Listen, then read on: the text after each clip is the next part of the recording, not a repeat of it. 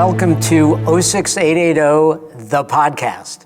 My guest today is Trey Ellis, Westporter, man of many, many talents and accomplishments. Trey, your website calls you an award-winning filmmaker, playwright, novelist, essayist, and professor of screenwriting at the Columbia University Graduate School of Film. What do you call yourself? I call myself a writer, just simply as a writer. And in terms of writing, what's the hardest thing to do? To write books, plays, screenplays? It's funny, speaking of podcasts, I'm writing a podcast right now, a fictional podcast. They're all similar, they're all different and similar. I love doing them all. This new piece, I'm also writing a musical. I've written the book and the lyrics for a musical now. I just like all different kinds of writing, and I like how each one does different things to my brain. So it's not really about which one's easier, it's about like, what does the thing I want to express, what does it need? How do you write? Where do the ideas come from? How do you get them from your brain onto the paper or onto the screen? Yeah, I get a lot of different ideas. I mean, nowadays, fortunately, also people come to me with ideas, some vague notion of an idea, some arena that they want to work with. And then that's been really exciting for me to collaborate with people and really to make it my own. For my original ideas, I do a lot of things that are autobiographical. I think about my life. I look around at my 3-year-old and see what they're doing, my 14-year-old, my 22, and my 19-year-old. What are they up to? What's happening with my wife? And I just think, how can I monetize my crazy life? One of the most fascinating things to me is the interviews you did for King in the Wilderness. It was about Martin Luther King's last years, and it was for HBO. Were there any interviews that really stood out? Any of the people that you spoke with that were particularly memorable, or things that you learned that you hadn't known? Yeah, I mean, the whole thing, it's been a couple of years now, but it still really sticks in my heart. There are people that I had never heard of that I got to meet, like Dorothy Cotton, who was King's secretary. And she, if you see the film, she's the one whose voice she sings at the end of the film. And that was pretty extraordinary. But I got to say, Jesse Jackson, through friends of friends, I had dinner with him years before, and he was just the Jesse you would think who would be more like, full of himself and sort of the king of this restaurant, sort of the shaking hands with everybody. Now to see him later in life talking about this, he was so open and vulnerable. It was really surprising and moving. And my collaborator on the film, Taylor Branch, the great historian, he had me interview Jesse because he just thought it's hard to get anything out of Jesse Jackson that's real, because he's just been very guarded about his persona. And I'm very proud of that interview. Wow. So how does somebody who writes so much and so compellingly about Black issues end up in a fairly white place like Westport? Yeah, it's a lot. I grew up in many places, but mainly in Hamden, Connecticut, outside of New Haven. My dad was a professor and a teacher and a psychiatrist at Yale, a psychiatrist for the students at Yale. So I was a faculty brat at Yale. But we had friends that lived here who were Black, and the Dotsons, and he was one of the first. He was like the first managing editor of Newsweek, Black sort of newspaper and magazine sort of bigwig, and a founding member of the National Association of Black Journalists. And we'd come here to visit for Thanksgivings, and then we'd go to the Red Barn and have popovers, and I just thought it was like this most magical place. And then I lived in, after college, I lived in California for almost 20 years, writing movies and books. When I came back, I lived in New York City when I first started teaching at Columbia. And my wife is a professor at the University of Hartford, so we needed a place that was closer, like somewhere outside of the city. So I always had this idea of Westport as like that kind of place. And also in California, I lived in Santa Monica by the water, so the idea of Westport and when we came to visit and went to the beach here, I just thought it's if you kind of squint at Long Island Sound, it's a little bit like Santa Monica. So what's the reality of life in Westport? Is it what you thought it would be? Or is it, now that you've been here and been able to really get involved in the community, what's Westport to you? Yeah, it's been interesting because when I first moved here, and I've been here now like, I want to say 7 years. So I feel like still a newcomer, but with this new COVID wave, I'm like you're a veteran. Yeah, and the people in the preschool, half of the preschool, they arrived like a week ago, it seems like. But when I was still living in the city or working in the city, I felt like, my best friends are still in the city. Friends long-term friends. And I just sort of slept here and then went to work in the city. But of course, because of COVID, I've been here more and really come to really appreciate this place and make, better friends here in town. Also just the natural beauty of the place. Like I'm always I'm on the beach if not every day, like 4 or 5 times a week with my 3-year-old. We're always like looking at mussels and oysters, and she knows that she can tell you a razor clam versus an oyster. She's, at 3. So that part of my life has been really terrific. And I'm paddleboarding, and I haven't not started swimming yet, but I'll soon. I've got a wetsuit. So in other years, I've been in a dry top. I'm in the water. I paddle to Kokini and back all the time. It's like my summer thing. So I've really come to really appreciate this place. Are you seeing it with different eyes through your 3-year-old? Yes. I mean, when I came with the high school students and we came when the ones who are older now were coming to middle school and elementary school. But now starting with someone so young, I feel much more sort of more plugged in with this group of, I'm obviously an older parent, but with these younger parents and watching sort of the town sort of grow with them and see what stuff there is for kids, what kind of a place it is for kids, and that the influx of people coming here, they're here because they've got little kids. So I do feel like I'm part of this wave, and it's brought some nice energy, I think. It's amazing, this new group of people. They're all young. They all came from Manhattan or Brooklyn. Many of them have talked about how much they love Westport, and they haven't really seen it at its best. Yeah, it's been that part's been terrific. I think there's they're choosing to come here, and not just fleeing here, out of fear. I think there's a sense now of how to bring the best of the city, which we've always had, the good restaurants and stuff. But I think bringing sort of a young energy, and obviously I'm concerned about diversity, and I think that not so much Black people, but there's been a tremendous amount of diversity in terms of non-white people. So I think that's been really wonderful. And the last time I was here by the library was at the Anti-Asian American Hate Rally, and that was super.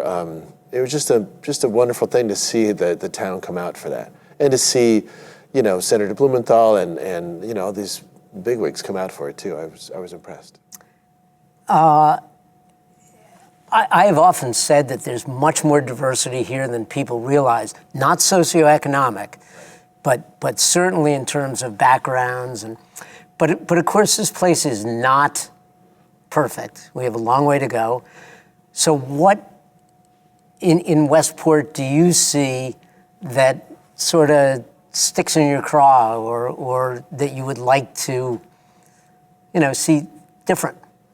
Yeah, that's a great question. I mean, obviously, my hat's off to Harold Bailey and all the work of all the members of Team Westport. the little things we talk about, like, bus shelters. When I see workers standing out like in the rain, or walking along Campo Road to go up to the rest stop, to the highway place to get picked up by friends for their jobs. I just think we're not doing a great job with the people that work here that don't live here. So I think we need to be much more kind about that and much more open to their needs.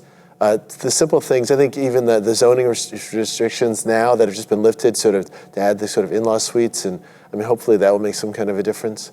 But I think that the affordable housing, the people we know that are friends, those housing units, the school and that was a really life-changing for them, and I think they added a lot to this town.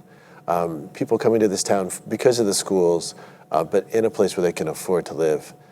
So I think that this kind of fear of affordable housing is shameful. And I think just sort of building apartments that are just fancy apartments, for fancy people or for retirees, it's not going to help with the problem. You've mentioned schools a few times, and I'm fortunate to know Chet, who is now a sophomore at Harvard. And you mentioned Team Westport, and I think twice he won the Teen Diversity writing contest. Obviously, he has inherited your writing gene. And he wrote some really incisive pieces about growing up in Westport and his experiences in the schools. So what's your take on the Westport schools in terms of how they deal with diversity and inclusion? Yeah, from the outside, I always think that they're dealing with it as well as they could be expected. But then, for example, my friend, I heard Jacob Lee, he spoke, who I've known since he was a little boy, about all the really horrible things said to him as an Asian kid growing up here in this town. And then Chet would tell me these stories. He didn't even tell me many of the stories in the essay until I read the essay. He said he didn't want to worry me. So to think that I think there's still some kind of a disconnect between the lessons from the faculty and teacher, from the superintendent on down to the teachers, then the disconnect is to the students. And there's still a bit of sort of natural, teenage mean boy, mean girl, bullying, classism, which kid's got the Range Rover, that there's a lot of that stuff still going on here. And I don't know how much, I don't know how much more we can do, but we got to keep trying.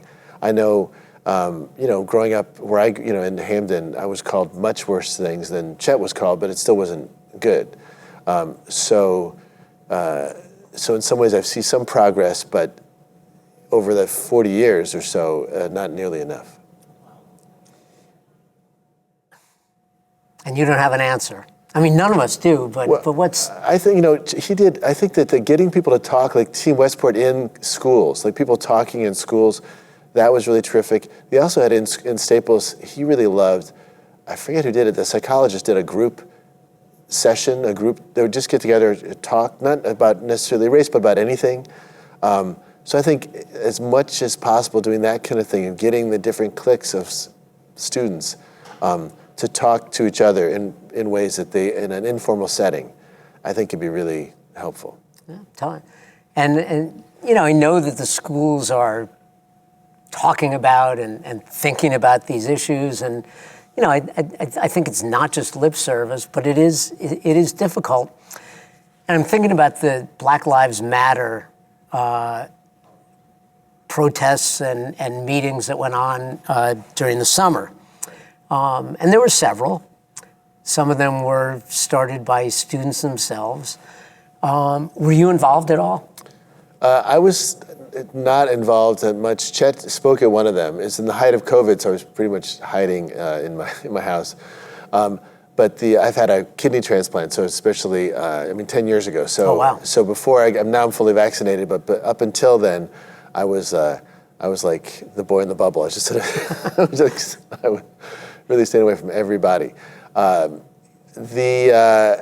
yeah, he went. I mean, I was at them, and he spoke at one. So I was proud that he spoke, and I was proud that the high school students did that. I think that it's interesting because I don't know if you've read. There've been some articles also in New York City schools, like the private schools especially. Everybody's doing this diversity and inclusion, everything, and all this sort of curriculum. And then there's been this pushback about like, look, I just want my kid to learn, and why is it, from non-black kids, it's just like, we're all not so guilty. Why is this kind of shaming?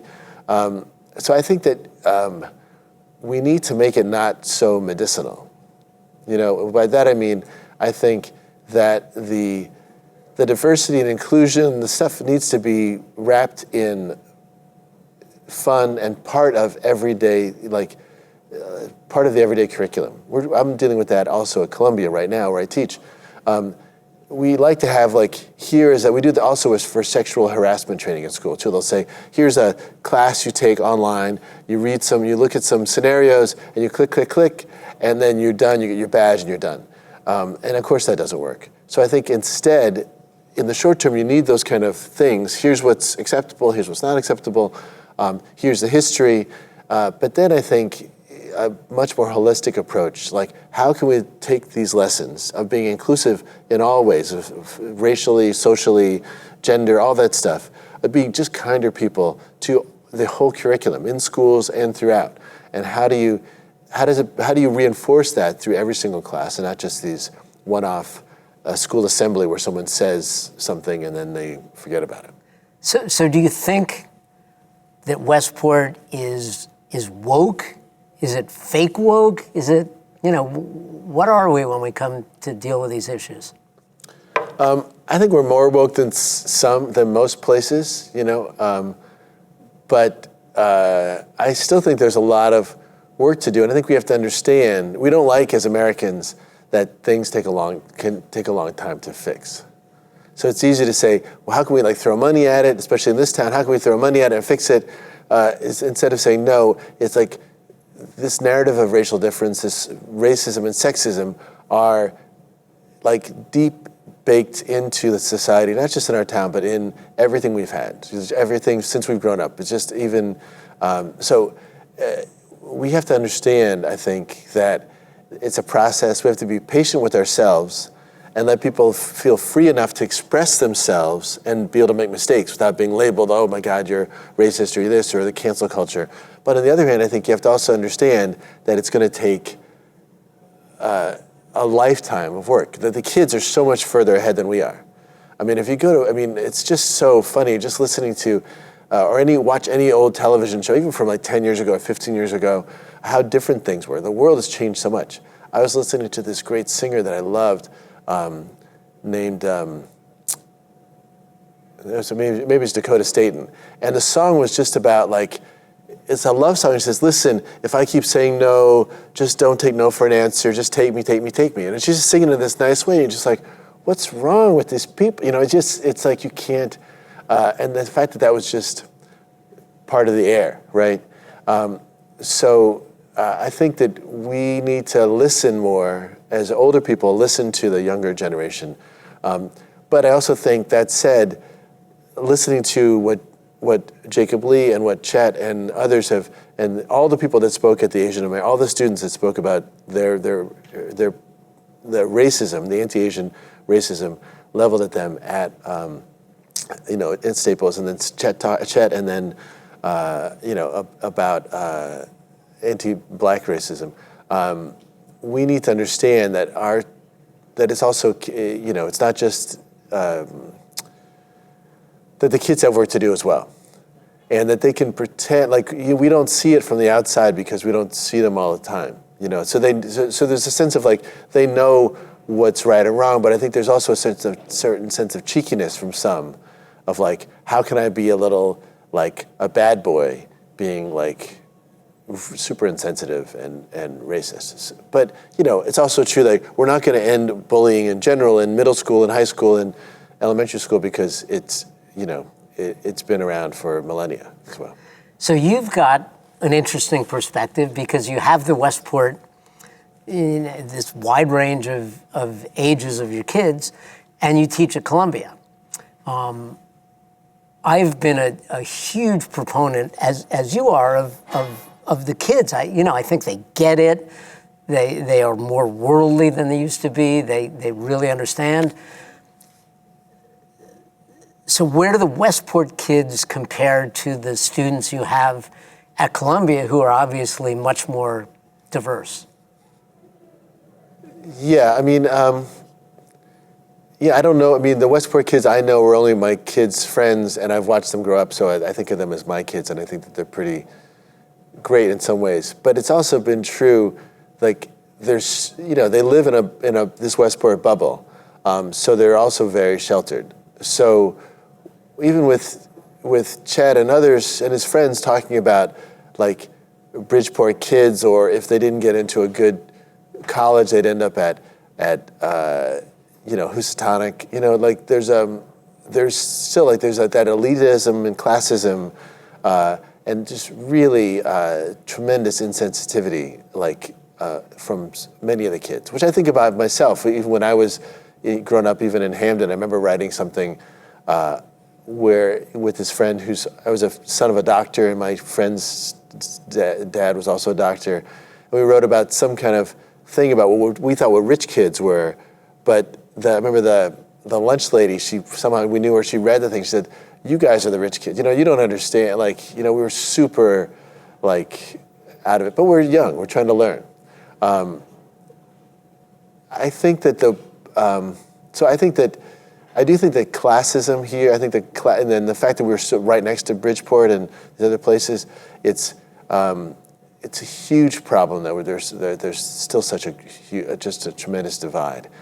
And then there's this idea of, like, you move here for the schools, you move here for this, we came through this as a kids that were preparing for college, and now my daughter, Maya's a rower at Saugatuck, and there's all this, as you know, from college recruiting things and the kind of the badge of honor you have as a family, like your son, like my daughter, Ava, she gets into Columbia, and it's like, ding, and Chet's in Harvard, so boom, so you have, like, these, like, stamps on you, that of something,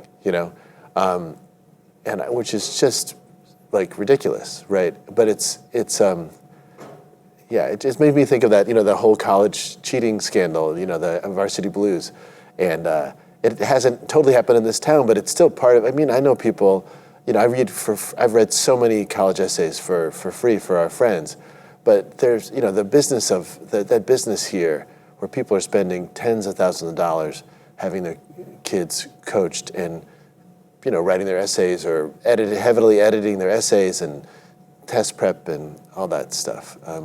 So the kind of wokeness or not wokeness, it's easy to sort of say in the abstract, I'm really woke, but when it comes down to my kid getting into a school that I can brag about, I think it's sort of like every man for himself. I tell our soccer players all the time, you weren't born on third base. You were born, like 5 feet from home plate. Right. And it's,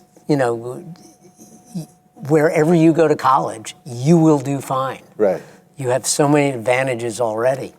You mentioned Bridgeport, which is really interesting because one of my pet peeves has always been the Westport kids who do exotic poverty. Right. They go down to build toilets in Honduras. Right. And they don't do anything for, the city 10 miles away. Right.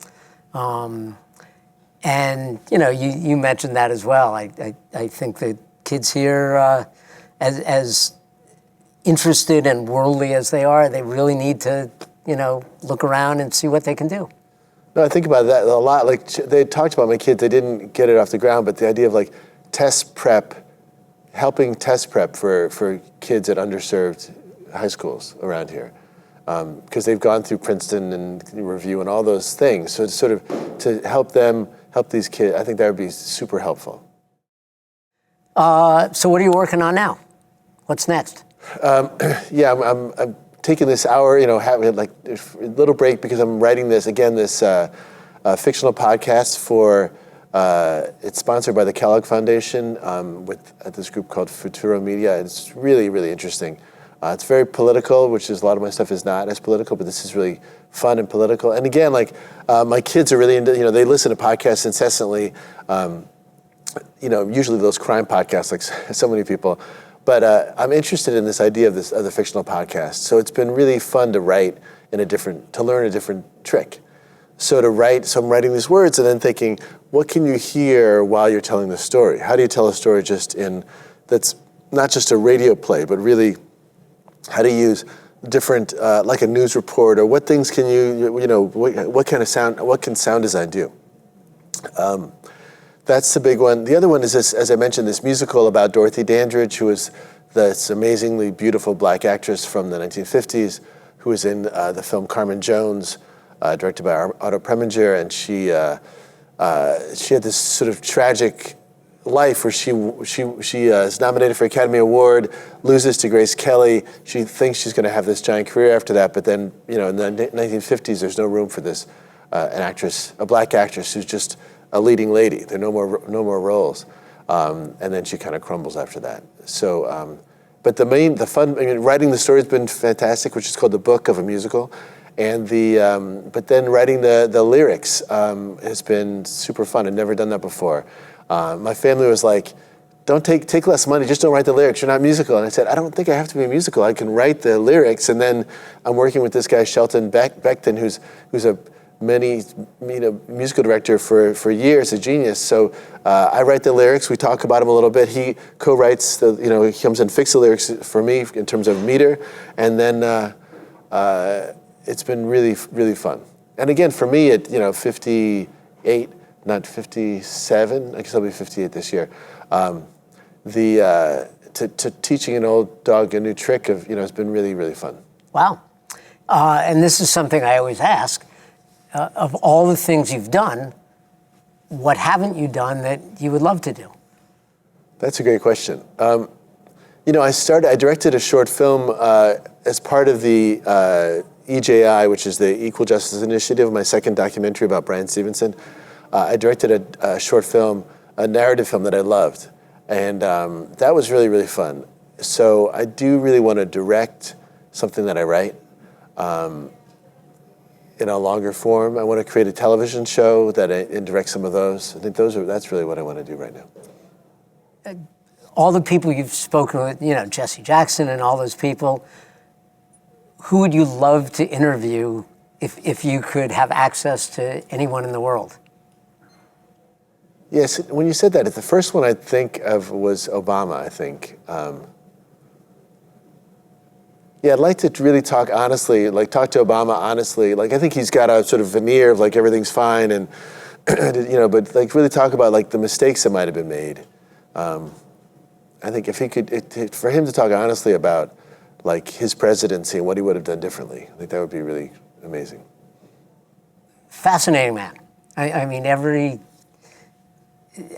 was, for 8 years, he was so, what he did and how he did it just fascinated. And then he was followed by somebody who was completely different. And now we're in someone who's very different from both of them. So I guess my last question is, as you look at the world, you look at the country, you look at our town, optimistic, pessimistic, what? I'm naturally an optimist. I was in the beginning, in January of when COVID first began, I thought by July we'll have this thing wrapped up. I'm ready, kids back to school. How could we not? So I'm still optimistic. I think with the rollout, it's just the incredibly fast and successful Biden rollout of vaccines.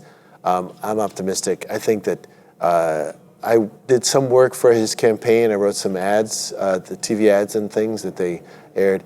I am optimistic. People talk about the midterms, there's a chance that if the Republicans take back the House and everything sort of stops all this progress we're making, I'll be maybe less optimistic.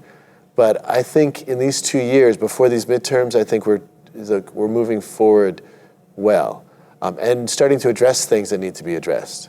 But But then, that said, then every day, like the fact there's another sort of shooting of somebody, a black person, just again, like there's just recently just a guy who was actually driven home by this cop. He goes home and the cop is circling back and ends up shooting the guy. It just almost feels like a farce. The gun issues, and I think of Sandy Hook too, being right here too. The fact that America tends to find a way to keep doing the same thing over and over again, even if it's extremely self-destructive, which doesn't sound very optimistic.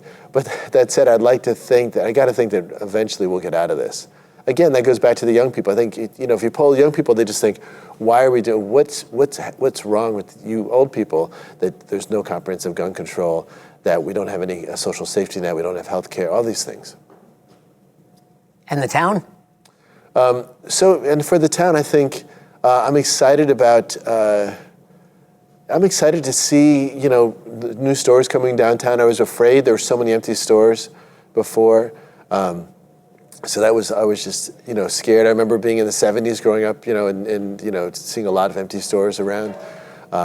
My dream is to have the bridge people talked about, going across the Saugatuck, and I just picture, I think it's, if we get some good sidewalks in, so people are walking more, more extensive sidewalks, I think we'll be good. Any final message? Just thank you, Dan. You've been such a, I've known you since we moved in. Before we moved, I think my wife contacted you because my son was supposedly going to be a soccer star when he came. But it's been great, and thank you for everything you do for this town. Thank you. This is 06880, the podcast. And we've had a fascinating half-hour talk with Trey Ellis, who checks all the boxes and checks them well. So thanks, Trey. Thank you. Thanks for being here. Thanks, everybody.